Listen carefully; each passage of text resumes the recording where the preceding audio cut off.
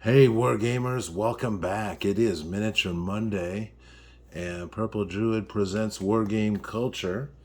And on Monday nights, I like to sit down and share my works in progress with you all. And so today we're going to talk about 3 or 4 different things. Actually, I've got quite a bit on the plate. So, first of all, I am still working on these American Civil War pieces.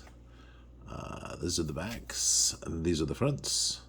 As you can see, we're making some progress here. I've decided to do some different color schemes with the pants on these Confederate types. A lot of the pictures and research that I've done shows that they seem to have a variety of colored trousers.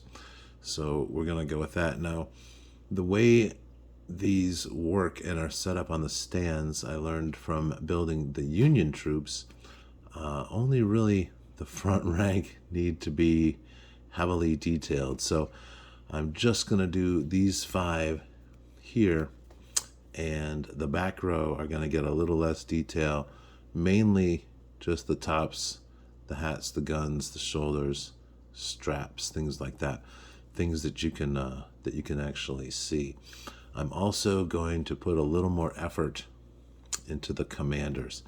I think that will make it a little more fun and more exciting for game time, which leads me to a brief piece of advice. When you're doing batch painting, do not try to do 8 sprues of infantry and cavalry all at the same time, because it leads to analysis paralysis and you really can't decide, oh, what should I do now? What should I do? What should I do? So what's going to happen is I'm going to finish these Confederate troops, and then I will finish the remaining sprue of Union troops that I wanted to do, and then, and only then, I will work on the cavalry. After those are finished, I did pick up a few more new minis. These are some French Lancers, and I've got some more infantry marching. Obviously, metal figures.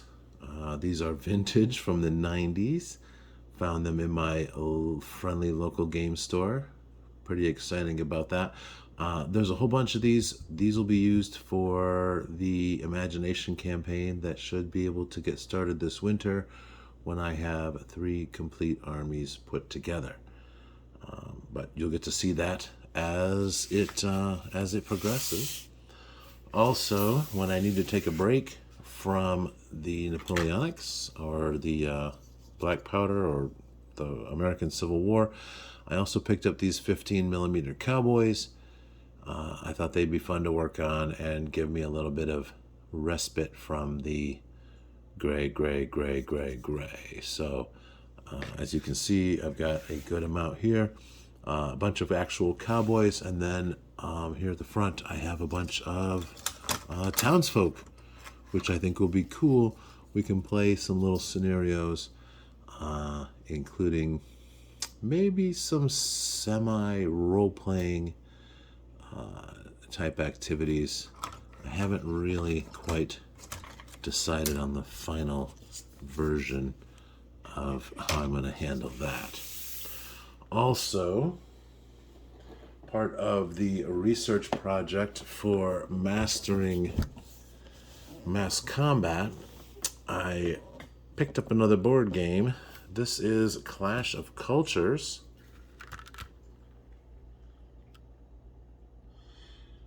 And I'm quite excited about this. Picked it up on the auction site, so I got a bit of a discount. And it is allegedly complete. It looks complete. I kind of went through it. It's got a lot of pieces, some cool things. I haven't read the rules yet. I'm looking forward to that, but that will definitely become part of the Mastering Mass Combat series, and quite possibly part of the campaign system that that is being built as the result of this research. And then finally,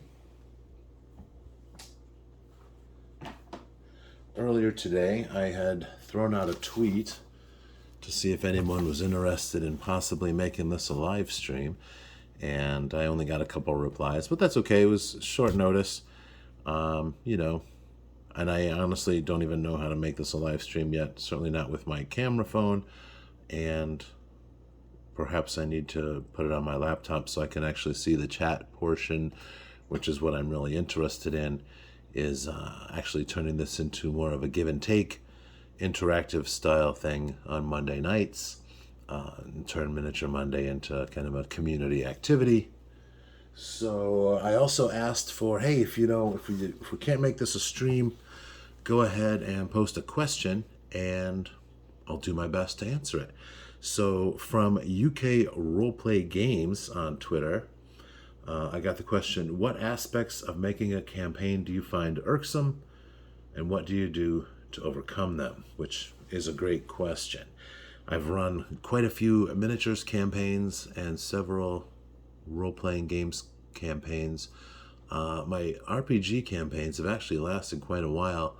The one I'm playing right now, or running right now as Game Master, is very close to, if not the longest one I've run, at just over 2 years. So I'm pretty excited about that. But in any case, my obstacles or my irks, obviously they'll be different for different people, and they'll also be different for a minis campaign versus an RPG campaign. And since this is Miniature Monday, I'm going to address this first for a miniatures campaign, and then I will look at it for an RPG campaign. For minis campaigns, the number one obstacle, I think, is getting people to maintain interest or ongoing participation in said campaign, especially if it's a map-based campaign as opposed to just a tournament-style campaign or a branching-style campaign. The tournament style, typically you can resolve that in a short period of time, 2, 3, maybe 4 weeks. You can get 4, 6, 8 sessions in, and you can work your way through a bracket if that's the style of campaign that people are interested in. A map-based miniatures campaign is a little more complicated in terms of setting it up, but since that's half the fun for me anyway, is the hobby part of the game, that I enjoy that.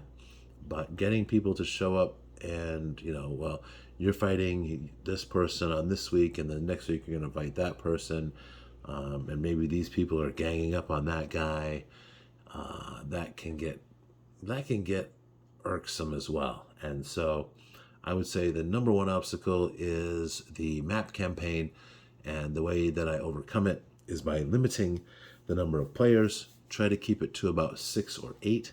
That makes it much more manageable, and it also makes it easier for people to communicate with each other and build alliances rather than ganging up on just one player. For an RPG campaign, I think the biggest obstacle for me is keeping things secret from my players so that they can have the experience of discovery. And I think that's really a lot of the fun for the players, is discovering the world, uncovering the secrets, exploring the unknown areas. I, of course, want to reveal the stuff that I think is really cool and what they should focus their attention upon. But I find that keeping quiet allows the players, to choose what's most interesting to them. Then what I do is I'll create adventures to put in front of them that further their interests, and I have found that really does increase their buy-in. And I would say that just my current campaign being over 2 years old, we're in the sessions are in the 80s now, so definitely have some buy-in and some investment from these players. And while there are still some secrets that they haven't learned. They have learned quite a bit, and they've also learned a lot of things that even I didn't know at the beginning. So it's been a lot of fun building this together. So we're just about the 10-minute mark, so I'm going to go ahead and wrap this up.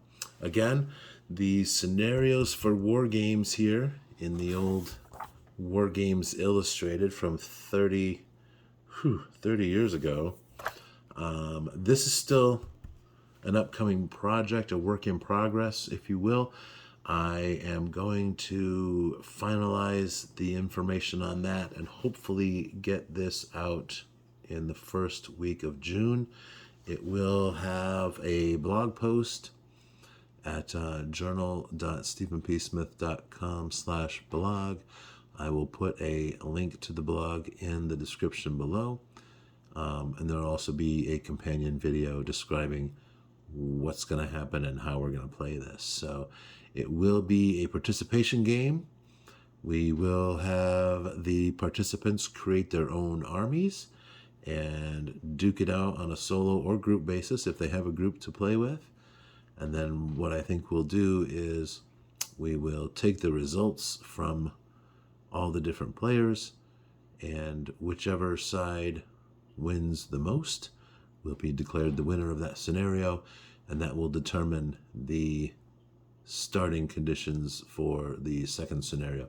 There will only be 4 scenarios in this campaign, just to keep it short, keep it simple, maintain participation, and to so that we can all learn how this process will work, and that hopefully then in November, December, probably December, I will be able to start up the Imagi-Nation campaign. And I think that will be a lot of fun as well. So thanks for watching. Please hit like and subscribe. Leave a comment below. And again, if you have any questions, please feel free to follow along on Twitter, Wargames Culture, and leave a question. I'll be happy to answer it as best I can. Thank you once again, and have a great night.